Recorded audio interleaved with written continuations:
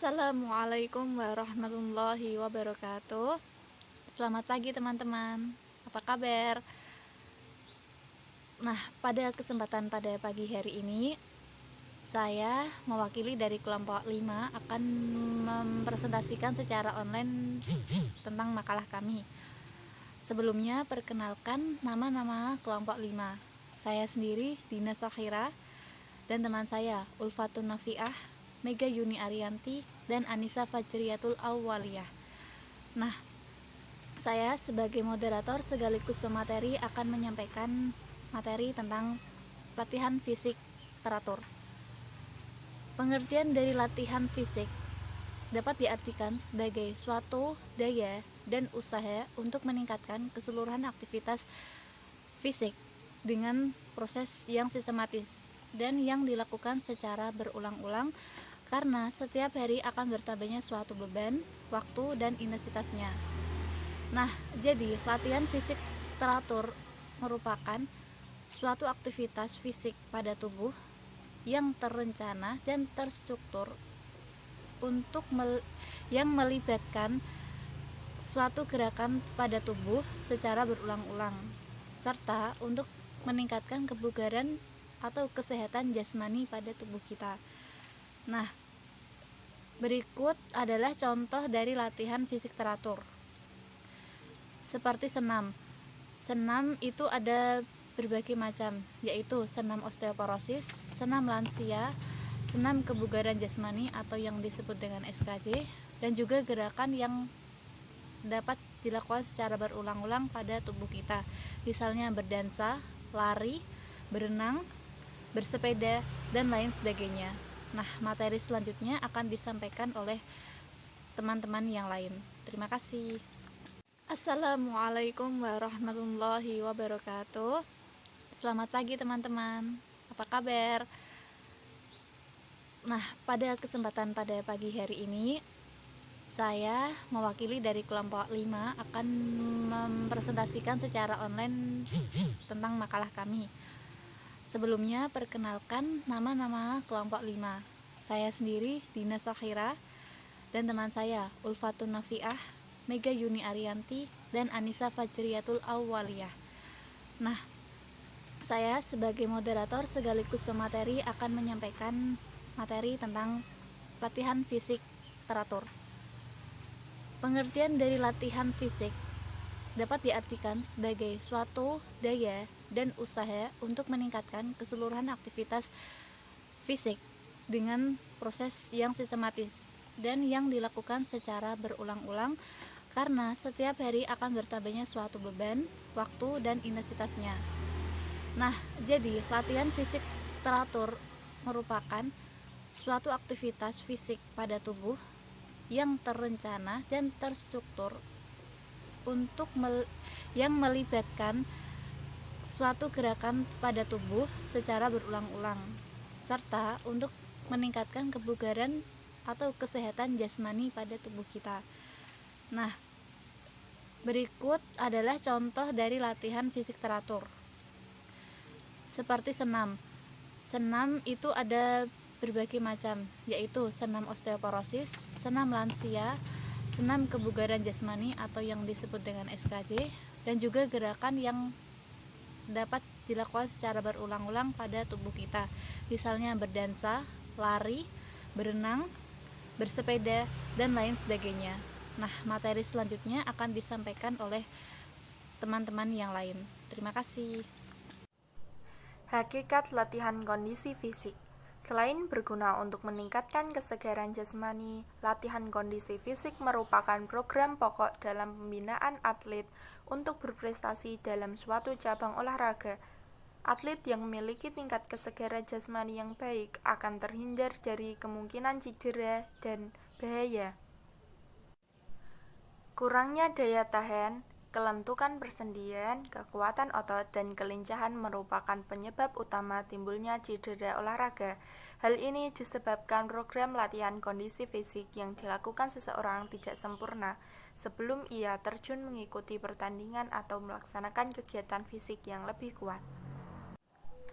Program latihan kondisi fisik perlu direncanakan secara sistematis Tujuannya adalah untuk meningkatkan kesegaran jasmani dan kemampuan ergosistem tubuh. Proses latihan fisik yang dilakukan secara cermat berulang dengan kian hari meningkatkan beban latihannya akan meningkatkan kebugaran jasmani. Hal ini menyebabkan seseorang akan terampil, kuat, dan efisien dalam geraknya. Assalamualaikum warahmatullahi wabarakatuh. Saya akan menjelaskan tentang latihan aerobi sistem primer atau sistem kerja pertama. Latihan sistem kerja pertama ini meliputi 1. Latihan kerangka, khususnya latihan untuk memperluas pergerakan persendian untuk memperoleh kelenturan yang lebih baik. Prinsip dasar latihan untuk hal ini ialah melakukan gerakan seluas-luasnya pada semua sendi untuk meningkatkan elastis otot, ligamenta, dan jaringan ikatan lainnya yang berhubungan dengan persendian itu. Yang kedua, latihan otot meliputi A. Latihan kekuatan dan daya statis, B. Latihan daya tahan dinamis, C. Latihan kekuatan dan daya tahan statis dan daya tahan dinamis bersama-sama. Yang ketiga, latihan saraf meliputi A. Latihan kemampuan koordinasi tingkat dasar atau latihan koordinasi gerak dasar, B. Latihan kemampuan koordinasi tingkat lanjut atau latihan kemampuan koordinasi gerak teknik kecabangan olahraga. Yang C. Latihan kecepatan transmisi sifat. Latihan ergosistem sekunder atau sistem kerja kedua. Sistem kerja kedua ini meliputi 1. Sistem homohidrolimfatik. Yang kedua, sistem respirasi. Yang ketiga, sistem kardiovaskular. Dari ketiga sistem penyusunan ergosistem sekunder tersebut, di atas satu-satunya yang dapat dilatih secara khusus ialah sistem respirasi. Hal ini disebabkan otot-otot pernafasan adalah otot-otot rangka atau otot serta lintang atau otot lurik yang kontraksinya dapat diatur oleh kemampuan kita. Kedua sistem yang lain tidak dapat dilatih secara khusus, tetapi harus dirangsang melalui aktivitas ergosistem primer.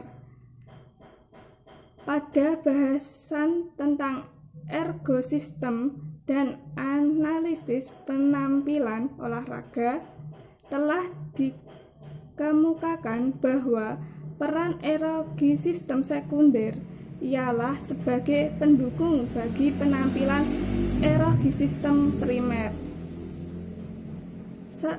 Satu hal yang perlu dapat diperhatikan ialah bahwa peningkatan kemampuan fungsional ergosistem sekunder adalah melalui perangsangan oleh ergosistem primer.